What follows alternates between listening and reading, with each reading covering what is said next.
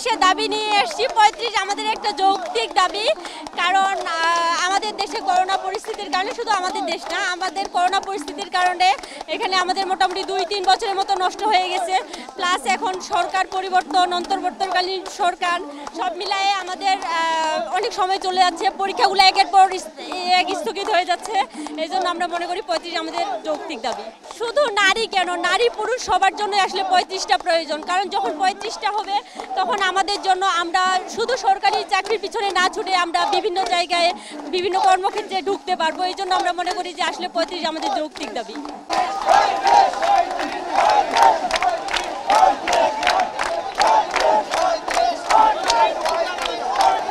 নারী হিসেবে দেখা যায় একটা প্রথম হচ্ছে আমাদের পড়াশোনা সবারই সমান, যে পড়াশোনা সবাই করতে গেলে ছেলে মেয়ে সবারই অনার্স মাস্টার্স করতে গেলে আপনার 27-28 বছর লাগে। সেক্ষেত্রে যদি আপনি একটা মেয়ের দিক দিয়ে দেখেন, তো 27-28 বছর দেখা যায় একটা মেয়ে দেখা গেছে তার পারিবারিক চাপ থাকে, বিয়ের চাপ থাকে, বাচ্চা কাচ্চার চাপ থাকে বিয়ের পরে, তো সেখানে আমাদের 35টা যদি দেয় দেখা যাচ্ছে সেক্ষেত্রে আমরা বিয়েটাও করতে পারবো, সংসার করতে, বাচ্চা কাচ্চা পালার পরেও দেখা গেছে আমি একটা সময় পাবো পড়াশোনা করার, আমরা চাকরিতে অ্যাপ্লাই করার।